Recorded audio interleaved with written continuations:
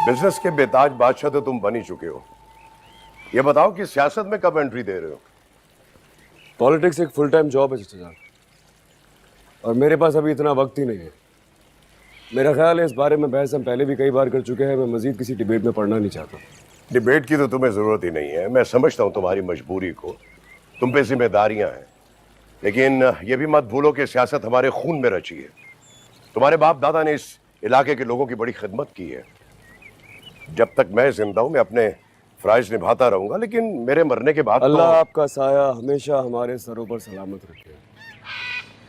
चाचा जान, अभी आप इतने बूढ़े नहीं हुए कि मैं अपने बिजनेस की जिम्मेदारियां छोड़ के आपकी सियासत की जिम्मेदारियां संभालूं।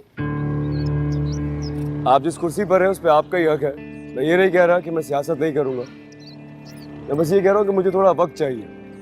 मैं पहले अपना बिजनेस स्टैब्लिश करना चाहता हूँ। लेकिन बेटा, तुम्हारे चचा जान और मैं ये चाह रहे थे कि तुम कुछ ट्रेनिंग सियासत की ले लो। बीजान, मुझे सियासत के लिए किसी ट्रेनिंग की जरूरत नहीं है। मसला सिर्फ यह है कि मैं कोई जिम्मेदारी अपने सर पे लेना नहीं चाहता। इसमें जिम्मेदारी की क्या बात है? ये तो तुम्हारा फर्ज है। तुम जितनी मर्जी फैक्ट्रियां लगा लो, लेकिन आखिर को तो तुमने यही संभालना है ना सब। बिल्कुल। इस खानदान के इकलौते वारिस हो तुम।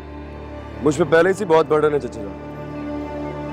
अब्बू का छोड़ा हुआ बिजनेस है, 2 फैक्ट्रीज हैं, शुगर मिल्स हैं। फिर हाल ही में मैंने एक कंपनी और ओपन करनी है, एक न्यूज़ चैनल खोलना है। मेरे पास बिल्कुल टाइम नहीं है। अच्छा ठीक है बाबा, तुम अपने शौक पूरे कर लो, लेकिन आखिर में तो तुमने ये जमीनें और ये इलाका ही संभालना है, क्योंकि मैं अपने पुश्तों की मेहनत को रायगा नहीं जाने दूंगा। मैं सोच रहा था कि इस इलाके में एक शॉपिंग प्लाजा और एक IT यूनिवर्सिटी ओपन की जाए। अगर आपके पास कोई जमीन है तो मुझे बताइए, मैं तामीर के लिए अपने कंसल्टेंट से बात करता हूँ।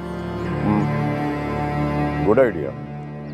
मैं भी कुछ ऐसा ही सोच रहा था कि इस इलाके में IT का काम होगा तो सबके लिए बहुत बेहतर हो जाएगा, और आगे हमारे लिए वोट बैंक भी बेहतर हो जाएगा। तुम ऐसा करो कि मेरे साथ चलना, मैं तुम्हें इलाके का चक्कर भी लगवा दूंगा और जमीनें भी दिखा दूंगा। जी।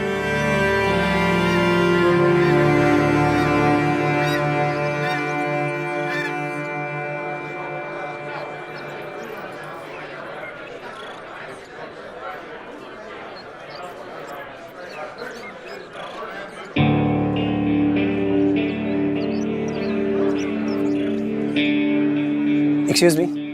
जी सर। आज दोपहर लाहौर बस कितने बजे तक जाएगी? से 3 बजे तक। अच्छा, 3 बजे तक। आपके पास कोई ब्रोशर वगैरह है? जी सही। कोशिश से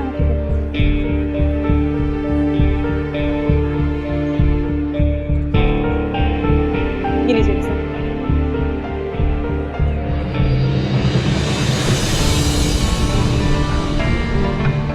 अच्छा, टिकट्स वगैरह कहाँ से मिलेंगे? टिकट काउंटर बाहर है, टिकट्स भी वहीं से मिलेंगे। सुल्तान साहब इस इलाके में आए हैं और एक नया आइडिया लाए हैं, ये कि वो जो IT कंप्यूटर होता है ना, कंप्यूटर IT, मेरा मतलब है कि वो कंप्यूटर की यूनिवर्सिटी बनाने लगे। तो अब वो ना कंप्यूटर भी सीखेंगे यहाँ के इलाके के लोग। बहुत अच्छा। आप सबसे बड़ा मसला हमारे बच्चों की तालीम का है। हाँ, कर रहे हैं बाबा, उसका भी कर रहे हैं, नए स्कूल खुलवा रहे हैं।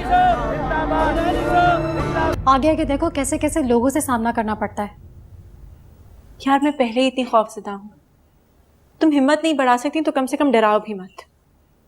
कितनी खुश थी मैं कि अच्छी जगह जॉब मिल गई, सब कुछ सेटल हो गया, लोग अच्छे हैं, लेकिन फिर भी अब तो लगता है कि यहाँ जब कोई लड़की घर से बाहर निकलती है ना, तो हर मर्द उसे हवस की नज़र से देखता है। तो हमारी जॉब भी नौयत ही कुछ ऐसी है, अजीब अजीब लोगों से सामना करना पड़ता है।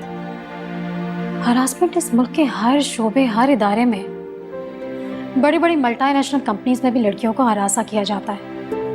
ये तो फिर भी बसों की जॉब है। माँ बाप पर कब तक बोझ बने रहेंगे? हमें तो अपना जहेज भी खुद ही बनाना पड़ता है। बल्कि मैं तो कहती हूँ ये बसों की जॉब्स हमारे लिए किसी नेमत से कम नहीं है। क्योंकि एफए और बीए पास लड़कियों को कौन जॉब देता है? जो भी कहो, लेकिन मुझसे तो ये बिल्कुल बर्दाश्त नहीं होता। अगर आइंदा ऐसा कुछ हुआ तो मैं जाके बॉस से कंप्लेन करूंगी या फिर जॉब ही छोड़ दूंगी। अगर जॉब करनी है ना, ये सब कुछ तो बर्दाश्त करना होगा। और साजिद साहब को कुछ भी मत कहना, जॉब खतरे में पड़ जाएगी तुम्हारी।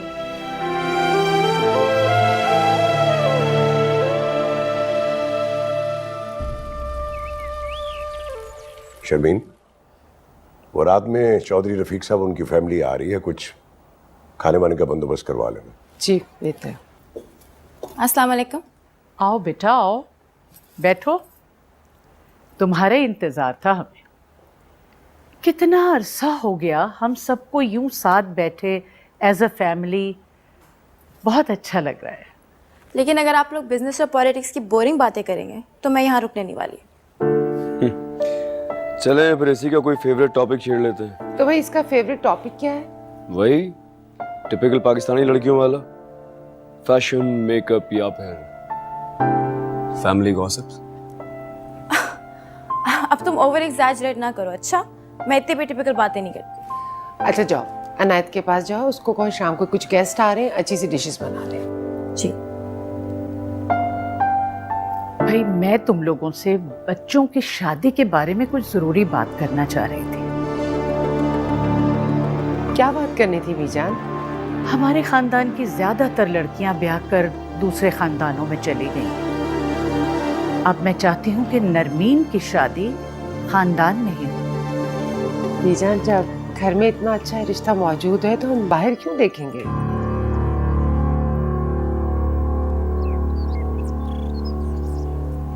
एक मिनट, अगर आप लोगों ने मुझे गांव इसलिए बुलवाया है कि मुझ पे शादी का दबाव डाल सकेंगे,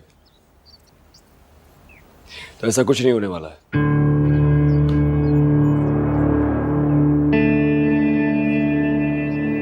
बीजान, मैं तो डायरेक्ट एयरपोर्ट से कराची जाने वाला था, आपके इसरार पे आया हूं। बेटा हम लोग तुम पर दबाव नहीं डालना चाहते। जानती हूँ मैं कि तुम बेहद मसरूफ हो, लेकिन शादी भी तो एक मुकद्दस फरीजा है जिसे अदा करना ही है, और जितनी जल्दी हो जाए अच्छा है। 32 साल के हो गए, तुम्हारी उम्र में मैं बेटी का बाप बन चुका था। चाचा जान, विद ऑल ड्यू रिस्पेक्ट, आप खुद से मुझको कंपेयर ना किया करें। आपने जिंदगी में सियासत के अलावा और किया ही क्या है? मुझे देखिए, बचपन से अब्बू की डेथ के बाद पूरा बिजनेस संभाला, और देखिए मैंने इस बिजनेस को कहां से कहां पहुंचा दिया। आप लोग जो इस घर में ऐशो इशरत की जिंदगी गुजार रहे हैं ना, वो मेरी दिन रात की मेहनत का फल है। एक मिनट, खानदानी बिजनेस संभाल कर हम पर कोई एहसान नहीं कर रहे हो तुम। शादी की एक उम्र होती है, खुशियों का एक वक्त होता है, उन्हें वक्त पर ही हासिल करना चाहिए। बस तो यूं समझ लीजिए कि वो वक्त अभी आया नहीं। मैं ज्यादा इस बहस में पढ़ना नहीं चाहता। आप सिर्फ ये समझ लीजिए कि मेरा फोकस इस वक्त सिर्फ मेरा बिजनेस है। मैं अपने बिजनेस की कामयाबियों को 7वें आसमान पे ले जाना चाहता हूं, इसलिए मैं भी शादी नहीं करूंगा।